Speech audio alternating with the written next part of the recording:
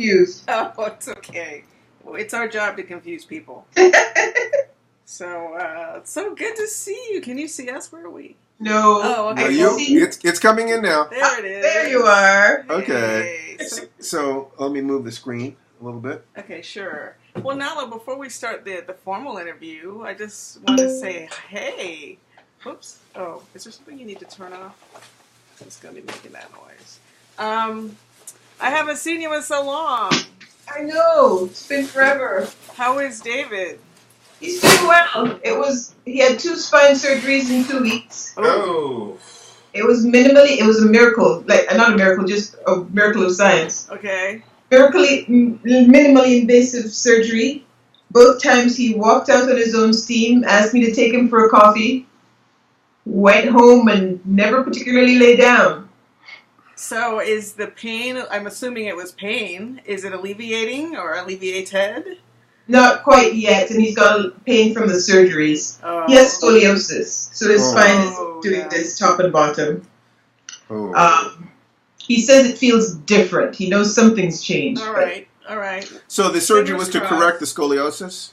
No, not at all. The surgery was his vertebrae are starting to deteriorate, and there was some nerve compression. Okay, like around the 7th cervical? I forget which one, but that sounds about right. The one that's bumpy at the back. Okay. And he had that thing you get where your leg goes numb.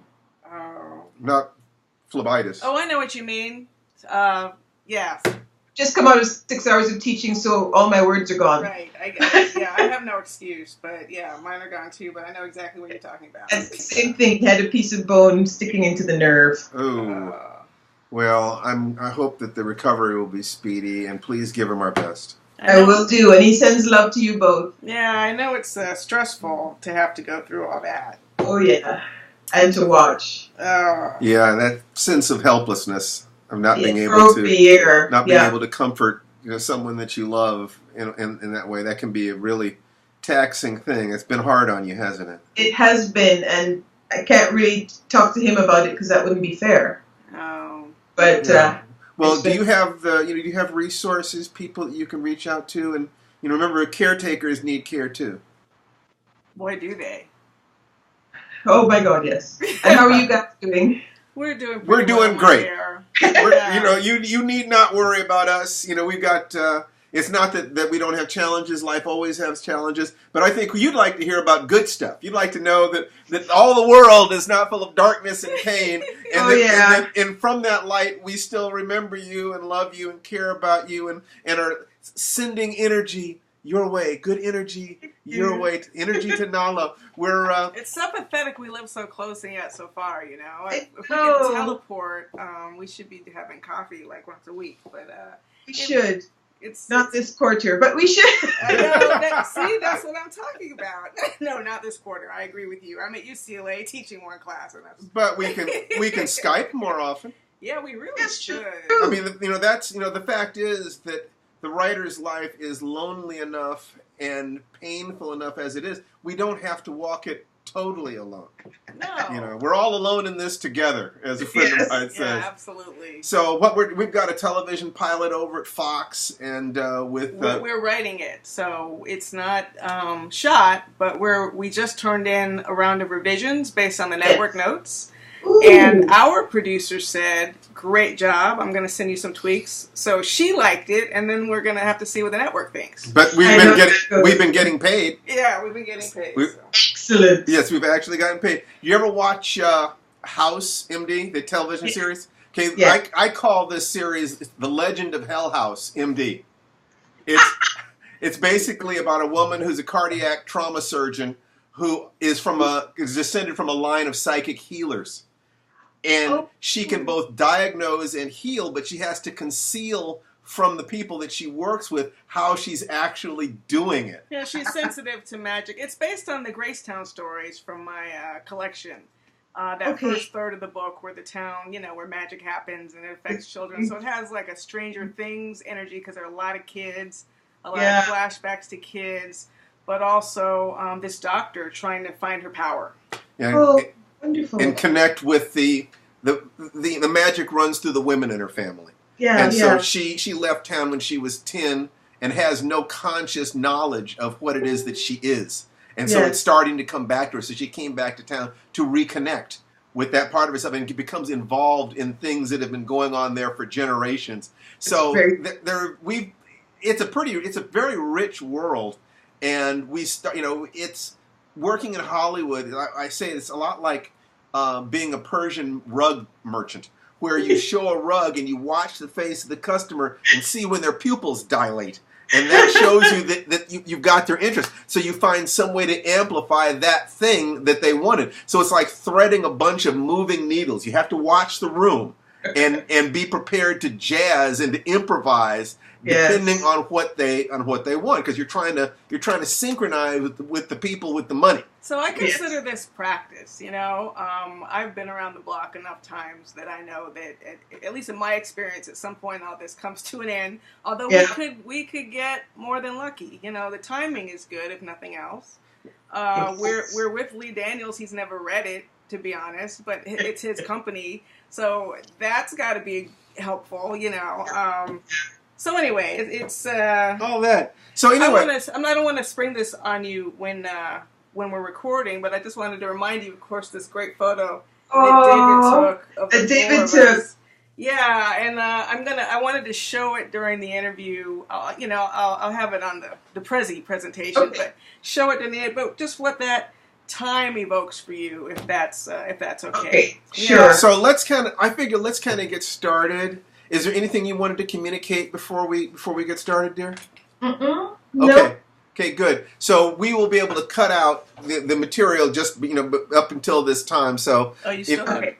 Huh? What? Oh, so it's already on? Yeah, we're recording, but we start. I just assume that I'm always being recorded. Absolutely. Okay. Sorry about that. So let's start officially then. Yes. So welcome, Nalo Hopkinson, the one and only. Nalo Hopkinson. Yay! Nalo, thank you for taking this time with us. We've just been having a lovely chat. So this is both an interview and a visit. But we're teaching this webinar, Afrofuturism, Dreams to Banish Nightmares. And, I so often think of this photo that your sweetie David Finley took. Yes. Yeah, all of us at Howard University. It was Duke, yeah? I think it was Howard, is what everybody says. Howard. Sorry, not an American. I don't think I've ever been to Duke University. Yeah, no. So, but there are people. I posted this on Twitter, and people actually recognize the mural. So they're like, "Oh, that's Howard." So, but in any case, I just that we just finished our first Octavia segment last week, where we talked about her work a little bit, and of course, the Huntington has this beautiful exhibition of her work right now. So of course there's a lot of talk about Octavia. So when you look at that photo, I was just wondering what it evokes for you. That time, when we had that Black to the Future road show. Yes. I remember that, among other things, it was one of the first conferences on Black science fiction that I had encountered. And how wonderful it was to have all of us in the same space at the same time, because that's so rare. Yes. And there's a shared language, there's a shared joy. So when I look at that photograph, I just remember all of that, and I remember us going out for dinner together with Linda, the publicist from David, my publisher. Okay. Yeah. Wow, you're good. Yeah. I can't tell you what I had for breakfast yesterday. Linda Duggins, right? Yes. See, I pulled out the last name. I don't remember it at all. It's all a blur. I worked with her. Oh, okay. But in any case, it was a beautiful time. Probably a lot of the way it felt in 1997 when I met Steve for the first time at Clark Atlanta. Just that sense of family. Yes. And for a while after Octavia passed, it felt like rather than this family and roadshow, we'd kind of all been scattered to the winds for a while. But coalescing again, interestingly enough. Yes. Starting with the Ferguson is the Future. Right. Yes. In 2015. That was beautiful at Princeton. Yes, yes, just amazing, and so grateful to the people who organized it, because I had sort of after Atlanta, so not starting with Ferguson, excuse me. Right, it's Spelman. Spelman, the Octavia Butler celebration. That was so glorious, and have Steve to thank for that, because he took all us guests up into the green room, and I don't think we came down for 3 hours. That's true. We were just sort of sharing. And after that, we all thought, we should be able to do this more often. But of course, that costs were all over the place. And I just sort of put it out into the universe. And the folks who organized Ferguson is the Future made it happen that time. So between you to thank for the Octavia Butler celebration that brought us together, and the folks at Princeton as well, it's celebratory when that happens. It's so joyous. It is. I want to reach out and give you a hug right now. I think that we might have a separate conversation and circulate a list and just kind of say, who would we like to meet with, like once a month, and just have a private Skype between those of us who are kind of family in that sense, to stay in touch, and to offer support. There's no reason in the world. The technology exists. It doesn't even cost money. All it costs is, are we willing to do that and connect that sense of the lonely artist. I think we could actually go from there into a discussion. The cost of art, the cost of walking this path, it has a cost on us as individuals. It has a cost financially. It has a cost in terms of our relationships. What has been your experience of being an artist as well as a scholar? But the artist path, what is the price that you've paid for that, Nalo? I'm not sure I so much think of the price, because it brings me so much. Yeah. However, one of the challenges I have personally is I have ADD and a couple of learning disorders. One learning disorder, ADD, and chronic pain disorder. I'm pretty sure that the pain disorder was latent in me until Clarion, until the science fiction workshop that I attended in 1998, I believe. And I think the stress of the sleepless nights and being critiqued every day and that kind of thing, I remember coming out of that with pains I didn't have. Interesting. And I would do it again in a hot second. Wow. Because it just was such a wonderful experience, and I learned so much, and I got to meet people like Chip, like Samuel R. Delaney, and I got to, I now have a cohort of fellow students that I go along with. So the cost, I think, is balanced. But for me with ADD, there's a constant stress, because I have a really hard time writing regularly. I don't, in fact. And so I always feel like I'm not doing enough. And I have not been able to be as productive as the gold standard in our field, which is a novel a year. Come on, though. Really? Is that realistic? Is that realistic for your best work? If you're Charlie Strauss. Yeah. I mean, I know. I used to try to do that too. That's why I'm teaching now, so I don't have to try to do that anymore, right? Exactly. So, what? But there's a sense of I'm not doing enough. I haven't written in 3 weeks. I can't concentrate for more than 5 minutes when I do. That feeling of always being behind. But I do think that it's only as solitary a thing as you let it be. I was lucky enough to grow up with my father as an artist, having a community of fellow writers. So there was this sense that they were all in it together. Oh, good. And there are, science fiction community, one thing it's good at doing is forming community groups. And I find if you want to isolate yourself, you can, but you don't have to. Yes. And you're in short fiction. You're writing some short fiction. I know you published a short story collection last year, Falling in Love with Hominids. Yes. How does the short story form feel to you? I know I love it right now. I'm in love with short stories, but I don't know. Are you writing more short fiction, or are you still trying to work on a longer work? When I started out, I was writing a lot of short fiction. It was my preferred form. And then, of course, found out that you can't really make a living writing short fiction. Oh, right, yes. Do something else. Right. So I started practicing writing novels. And now I do that. And now I don't know how I feel about short fiction anymore. I don't think that I love it more than novels. Okay. I think it's about the same. But it's a form that I just love for itself.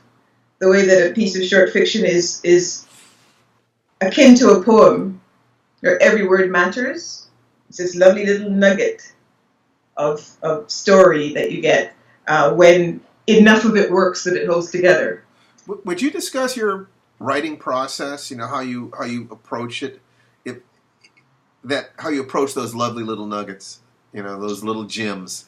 Just if you talk to us, maybe you could describe your process in relationship to the story that our students just read, Greedy Choke Puppy. Of course. Let me remind myself. It's been a minute, I know. Or make it general if you want to, but inspiration and process and. Well, there's a particular sadness in that story, and if our students haven't read it, too bad. Spoilers ahead, because you were supposed to read it by now. This grandmother had to kill her own granddaughter and her own daughter. Yes, and people have pointed out to me that in a way I fell into one of the tropes of science fiction fantasy, which is for some reason people don't tell each other the thing they need to know so that they don't die. Oh, come on. Where? What was that? Grandmother could have told her at any point. Oh. This is what you are. Oh. Here's to look after yourself. Instead, grandmother's hinting. I see. However, I wrote the story, and I think all stories have flaws, and I think that's one in that story. But the rest of the story, I think, is pretty good. It's so natural for us, by the way, as writers. I would probably do the same exact thing. I'd be like, oh, yeah, about that story. Well, it's not just science fiction. I mean, that also takes place in mysteries and in adventure stories. And I think that in life, how many of our problems in life come from incomplete communication? Yeah, that's very human. That's not dishonest. That's the whole thing. That the engine of the good house was secrets, But I mean, let's just say she had very good reasons as a character for not telling her. You just don't know what those reasons are. Your story was perfect. I figured that Grandma didn't tell her that she knew because she knew she might have to kill her. She wanted to see what her morality was, what she was going to do with it. The implication being that there were those who learned not to be greedy choke puppies. Well, as she no, not greedy, but greedy means greed will choke the puppy. Right. Is what that means in that patois. And so she was hoping that she could learn to control her appetite, maybe just sip a little bit from these babies without killing them. And when she realized that there was greed, in other words, I had no problem with that at all. We didn't see it. So please, talk to us about the story. Let's say it's that. So I wrote that story. I believe I wrote that story at Clarion at the Science Fiction Fantasy Writing Workshop. Oh, yeah. And a couple of things. It's so hard to remember your inspiration, but one was the thing that became the title. It's actually a Jamaican saying, and it's craven choke puppy, because craven is how you say greedy in Jamaican. Oh, interesting. So I translated it so it would scan to more people. Right. And the other was the Sukuyan, which is a figure you get in various parts of the African diaspora, called different names. But the creature who turns into a ball of fire and flies through the air and enters the keyholes and drinks baby's blood. Yes. And I was always fascinated with her, in part because she's usually characterized as an old woman, and it's usually men killing her. And I think I wrote it in the stories, this idea that women often outlive men. So in a small village like that, you might have this woman who's lived long enough to accumulate some wealth. So in part, it's jealousy. Yeah, and also just you mentioned that they were considered, if they're older, they're considered witches. And so there's the question of, are they living longer at the cost of men's lives? Mm-hmm. Was an implication, it seemed to me. Yes, exactly. So I wanted to explore the idea of a creature like that having a moral code. And I also wanted to explore the idea of, I seem to remember vaguely that the grandma talks about how much she loved her husband and how much she loved sex with her husband.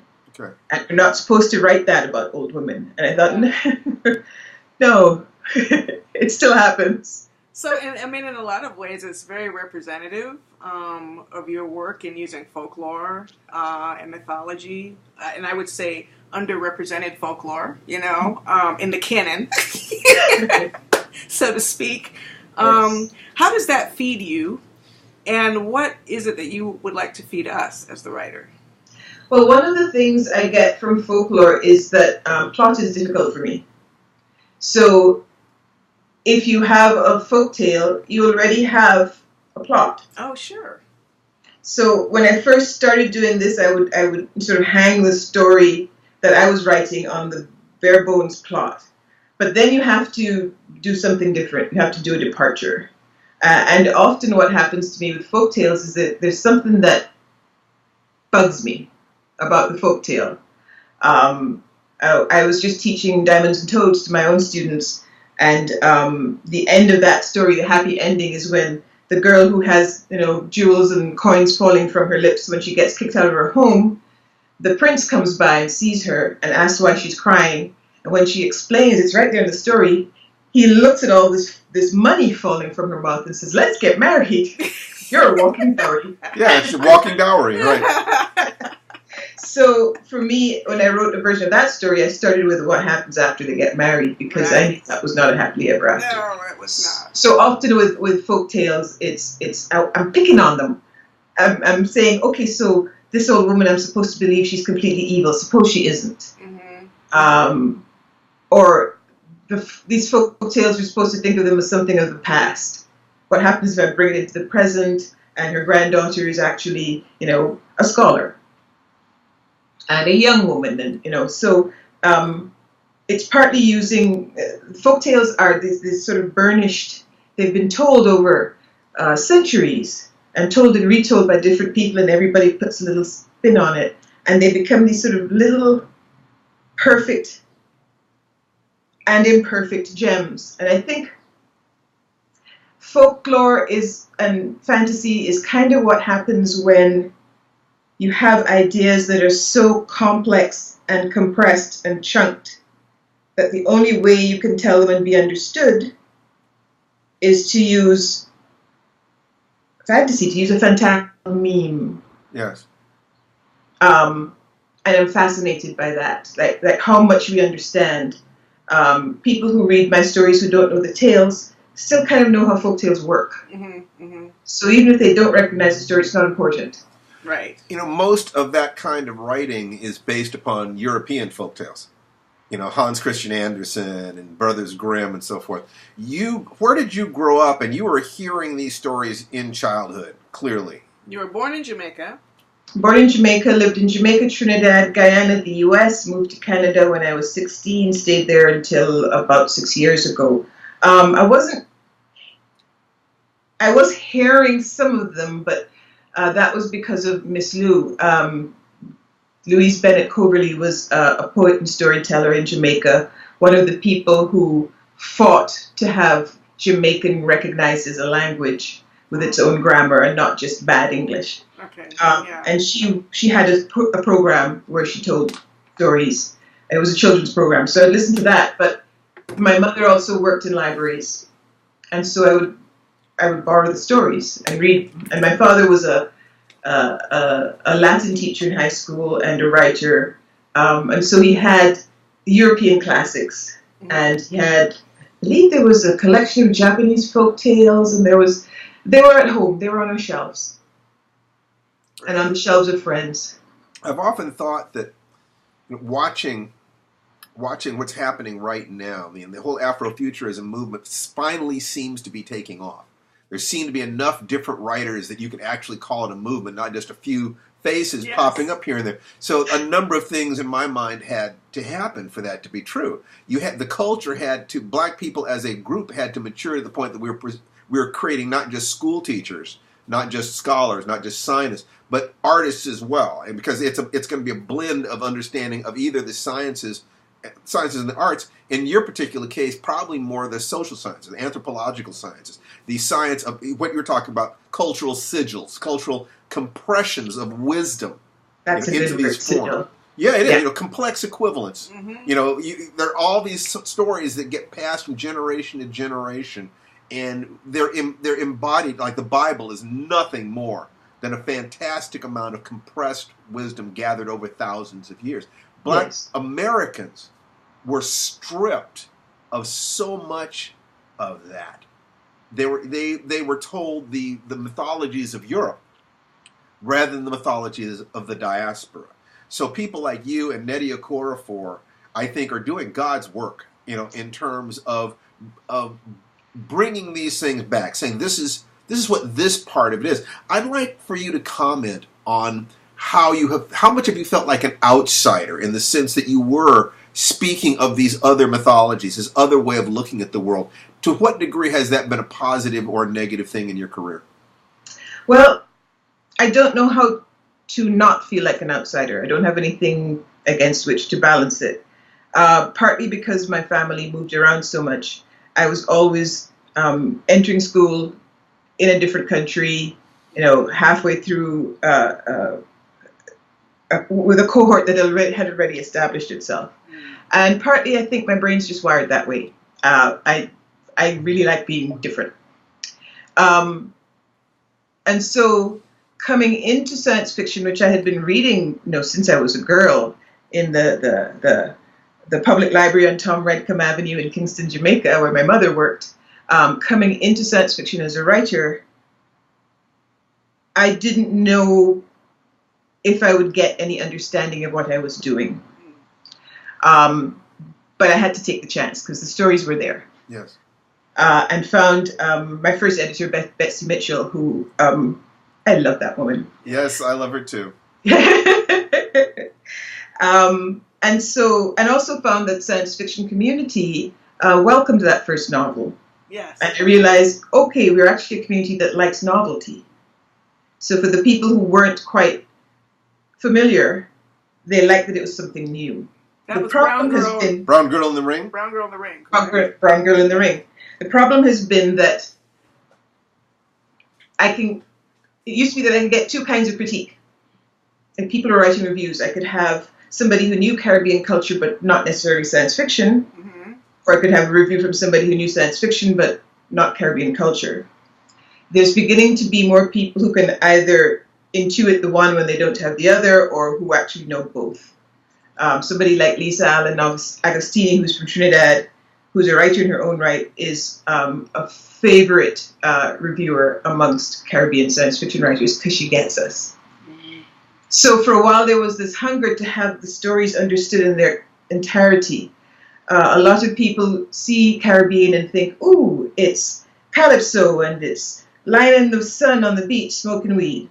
And you don't know that there's so much more history. Oh, wow. So the stories get seen as, my stories get reviewed as being like summertime entertainment. Wow. There's nothing wrong with that, but that's really not what they are. Interesting. How do you see them? How do you see your work? Wow. I could stand to think about that a little bit more because I think it's kind of gotten away from me. But what's been happening recently is a lot of, it's almost recovery. I've been doing a lot of alternate history, fantasy set in the past, where I do the Sankofa thing. I go back and rewrite it in a way that feels to me healing. What kind of things are you trying to heal? I have a very keen sense of having no sense of who my ancestors were. When you talk to people from the continent, they can say, I'm Igbo,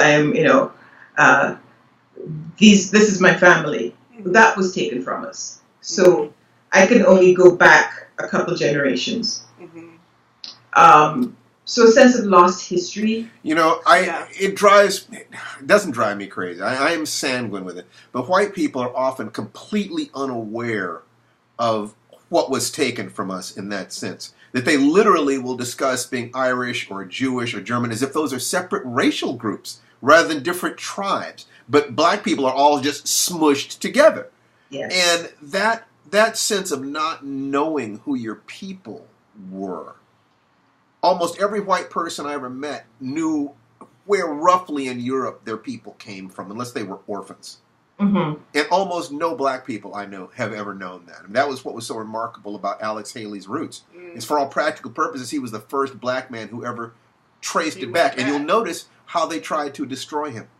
Yes. How they tried to attack his scholarship. He had rooms full of research that he'd done. But it's like, it seemed to be important to destroy our sense of who we are. You have worked hard to reclaim that. Why has it been important to you?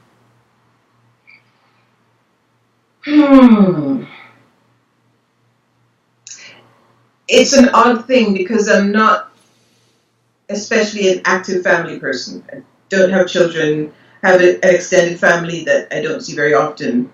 I'm in touch with them from time to time, love them, but I don't see them very often. And yet, it still feels important to me. It feels important, for instance, to show that we did fight back. Mm-hmm. I've heard of young black children being laughed at by their peers because they were slaves, and the kids assuming it's because we didn't fight back. Right. We fight back all the time, constantly, in big ways and small. So I like showing that, and I like showing the story I just finished, The Fighting Back Worked. And it's set in roughly 18th century in a maroon community that has held together through their own strength and formed a creolized community that functions. It's not perfect, it has its own unfairnesses, but there's just something about that we can do this too. We are human, in fact, imagine. And so one of the things I really enjoyed doing in that book was there's a fight. It's a joda, it's a capoeira. So it's a staged fight between a young girl and a grown man who's a master of this form. Because they know war is coming, they're starting to practice in earnest. And I wanted her to win. And I didn't want her to win through any magical means. I wanted her to win through using her mind to use her body the way her body could. And so I have this scene where this little girl, for just long enough to throw him, to surprise him, wins this fight. Cool. And eventually he wins through strength, but then he holds her up and says, look at this girl. She's used everything she had in her brain, and she took me down. And there was just something really wonderful about that for me, giving a child agency through what they have. Yes. Yes. Good for you. I am giving you a standing ovation and applauding. I could not agree more. You know, it's so much of in the political climate, and I just had to walk away from Twitter. There are a lot of hashtags.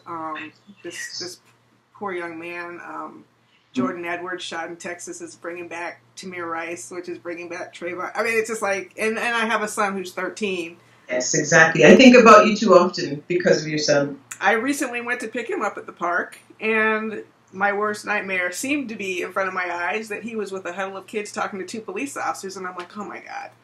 And, but anyway, it was nothing. He was just a bystander being curious, but that boom, boom, boom, boom of my heart is going into my fiction. And I'm wondering if you're feeling a similar response to mounting political pressures, social pressures, emotional pressures. There's life, and then there's life post-election, you know? Mm-hmm. Yes, particularly as somebody who is not American, can't vote, came here from Canada. Right. Can't exactly go back there. You're running the wrong way, honey. I have a whole bunch of jobs to go to. Yeah, thinking, whoa, did I make, a choice in the wrong direction? And yet, looking around in this beautiful, beautiful land I'm in and thinking, no, I don't want to go back. I want change to happen. You want to fight here. Yeah. Because, my sweetie said to me, look, anywhere we go, we're going to have to fight. That's the nature of, who we are as Black people. So might as well be here. And and I have forgotten it. Oh, how's it driving? I was writing a story for Jonathan Strawn for an anthology called Drowned Worlds that is about rising sea levels. And this was before the election, but yet I started researching what's going to happen to the Caribbean as the waters rise. And the more I researched, the sadder I got. Right. Because this is my home region. Wherever I have lived, Caribbean is my home region. So I contacted Jonathan and said, I don't know, the story's, it's just really sad. And he said, yeah, I know, and I'm looking forward to what you write. So I had to finish it. And what I finally thought was, I'm Jamaican. A lot of us were Congo people. We fighters. And what do Jamaicans do? They get mad. They get angry. And I started writing the story from anger. And that's when I could finish it. And what I got was one of the strangest pieces I have ever written. Where can our students find this story? It's in Drowned Worlds. And I believe it's also in Falling in Love with Hominids, my new short story collection. Okay, great. Great. How do you see the difference in race relations in the United States and Canada? Particularly blackness. Yes. It's hard to put it into words, but blackness is attacked pretty much everywhere in the world. In the US, there's a particular flavor of centuries of being under siege that is mind-boggling. And, I have great faith in us because we're human. We will find ways to survive. And we do, and we have. But what happens to black people here and what has been happening historically, and the fact that it's so ground in, is worse than a crime. Not to say it isn't happening in other places, it absolutely is. But there's something about the American flavor of it that is uniquely horrible. Can you describe it in any way? Can you, as an artist, can you find an analogy, anything to help us understand why it feels that way to you? What is it you're seeing or feeling? I'm living in Riverside now, in a working class area with a lot of people who are black and Mexican. Riverside has got a lot of diversity. And what I'm seeing is people who have not been allowed to know that there is more. Yes. So I was walking home one day and a black guy stopped me and said, are you so-and-so from? I said, no, I'm not. I'm from Canada. And he it had not occurred to him that there would be black people in Canada. And I've encountered that before. Yeah, okay. But it's also in the way we speak. My difference is marked by the way I speak. Mm-hmm. And I can see people not quite recognizing it, but there's something, they know there's difference there. A sense of worldliness, a sense of being a citizen of the world, even if you don't travel much, but knowing that there's a bigger world out there and that there are black people everywhere. That's what I said to this guy. There's black people in Finland. that was very meaningful. Before I had traveled, my mother told me, people with black and brown skin are the majority in the world, just to sort of give me that reality check. So exactly. No matter what you're about to experience, and you're going to experience a lot, just remember, the word minority is a lie. And, whatever, she didn't say it that way, but that's what, and it really did help expand my mind. And then you're right, travel helps. As Americans, we tend not to think about the rest of the world, period.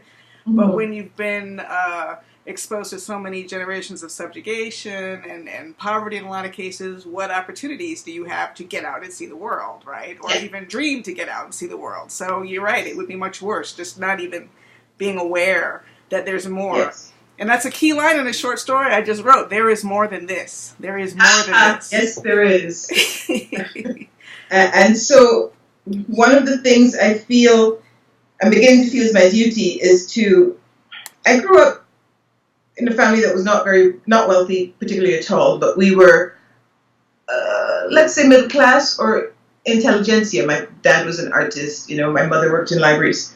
But having that middle class background and growing up in places where we were mostly in the majority, even though there was lots of racism, meant that if I was put into a position of privilege, I knew what to do when I got there. Right. And I sort of feel that I have to find a way to teach that comfort. And I don't know how. Does this inform your writing? I believe so. For one thing, like the both of you, I will quite happily drop a reference to Greek mythology beside one to, quantum physics, beside one to Granny Nanny of the Maroons in Jamaica. And they all go together in my head because I have access to them all. They are my right. Right. Once again, I think that you're doing, God's work in the sense that human beings didn't just create story. Story also created humanity. That, yes. If you have a bunch of Polaroids of different facts, it doesn't mean anything. But if I pick them up and tell you a story of this scene and then this scene, now there is emotion and now it has meaning. And just, the struggle is worth it. That not just for your career, but for the people who will stand on your shoulders and my shoulders and T's shoulders and the people who are listening to this right now, that by you sharing with us your struggles, you're letting them know that it's all right for them to dream. And it's very much so. I wanted to thank you. Yeah, thank you so much. So much. And we will have other conversations on other subjects. But right now, just thank you for your time, and we're going to let you go. Thank you. All right. You have a great Take care, dear. We love you. Love you too. I love that Skype idea. Good. Yeah, absolutely. We will follow up on that. Take care. All right. Bye-bye.